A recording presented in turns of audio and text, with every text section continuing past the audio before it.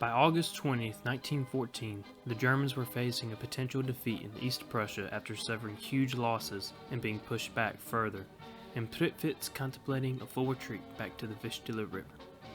The next day, on August 21st, the Russian Second Army would cross the border to the south in the area of Tannenberg. As the Russian Second Army began crossing the border, they would begin skirmishing with elements of the German 20th Corps, but the Germans would proceed to pull back as there was now a plan in store to counter the now two present Russian armies in East Prussia. With the Russian Second Army marching from the south into East Prussia, this would bring even more panic into the German command. Prittwitz would begin to contemplate falling back to the Vistula River and leaving East Prussia altogether. This decision by Prittwitz would ultimately lead to his downfall as commander over the 8th Army. The German Army Chief of Staff, Helmut von Moltke, would fire Prittwitz and replace him with Paul von Hindenburg, who came out of retirement to fill this new role. Erich von Ludendorff would also be transferred from the Western Front and be appointed as Hindenburg's Chief of Staff. Now, during this whole diabolical occurring in East Prussia, Max Hoffmann had devised a new plan in order to combat the two large Russian armies in East Prussia.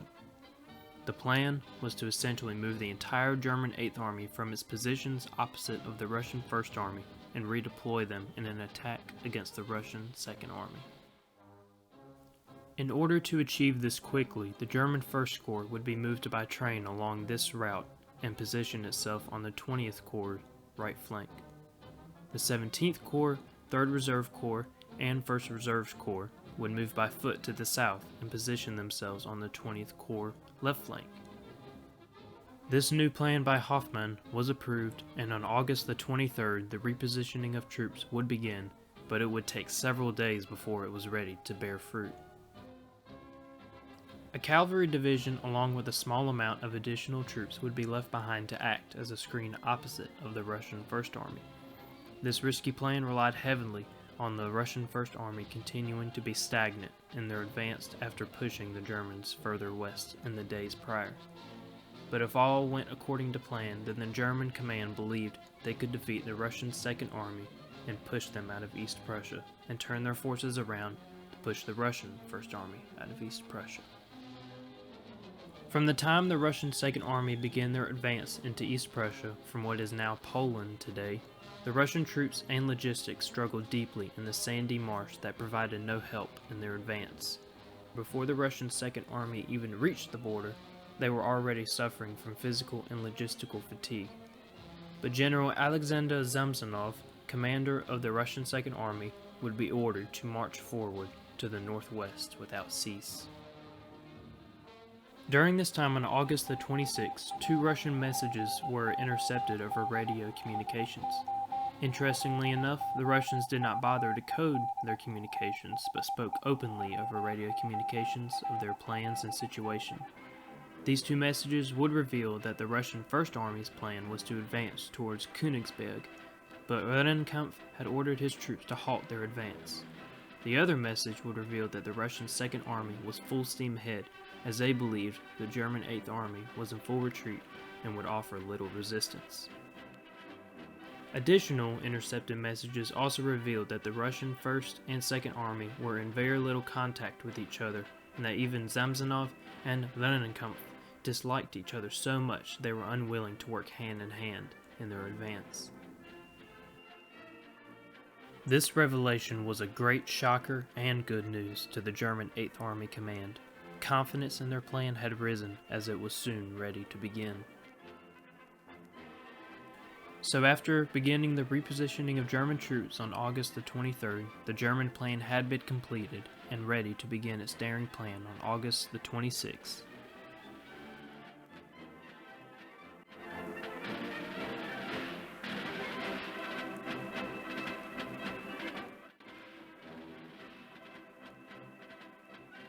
The Battle of Tannenberg would begin taking place on August the 26th. As the Russian 2nd Army continued pushing northwest, they would proceed to run to more German troops who would continue falling back.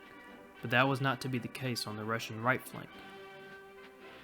The Russian right flank had become separated from the rest of the Second Army during the northwest advance. As the Russian Sixth Corps advanced, they were met by the German 17th Corps and 1st Reserves Corps, who would very quickly send the Russians into retreat. The next day on August the 27th, the German First Army began its attack on the Russian left flank. The German First Army would also begin to push the Russian left flank back, while the Russian Second Army's left and right flanks were being pushed back and under immense pressure. General Samsonov would order the rest of the army in the center to proceed pushing forward. The next day on August the 28th, the German 8th Army would take this golden opportunity to fully encircle the rest of the Russian Second Army. By this point, the German 17th Corps and 1st Reserves Corps had completely blocked the Russian right flank and threatened their rear. So the German 1st Corps would begin to make its move. The 1st Corps would swing to the east and capture back the town of Tannenberg and proceed towards Wilhelmsburg. It is in the area of Wilhelmsburg that the German 1st Corps and 17th Corps would link up. So with the capture of Wilhelmsburg, the Russian center was now fully encircled. The Russian 13th, 15th, and 23rd Corps would become trapped, while the 1st and 6th Corps would proceed to fall back to the south. Over the next several days, the Russian formations caught in the encirclement would begin to crumble as they began to run out of food and ammunition. Some units would begin to launch attacks in an attempt to break out. Many would not make it, as they would find themselves caught in what can be called killing field, where German machine gun nests had been set up to gun down the encircled Russian troops. On August the 30th, General Samsonov, not willing to be captured alive, would walk in the woods and shoot himself. He would later be discovered by German troops. Now, you may be wondering why the Russian First Army did not take action in attempting to help the Russian Second Army. There are three main reasons as to why help never came. The first being that Rennenkampf and Samsonov had a strong dislike for each other that was so strong they refused to work together in their campaign in East Prussia. Number two being that communications between the two armies were very poor and very delayed. And number three being that the two armies were separated by the Masurian Lakes, which acted as a geographical barrier. Rennenkampf would hear of the Second Army's need for help, but it was already too late. The Germans had been so swift in their movements that the First Army had little to no time to even react to the situation. The Russian army would suffer dearly from the Battle of Tannenberg, with the Second Army almost becoming non-existent. The Russians would suffer some 30,000 killed or wounded, and some 92,000 captured, along with most of their guns or artillery pieces they had possessed. German losses would amount to a large number of killed or wounded as well, where they suffered some 20,000 killed or wounded in the days-long battle.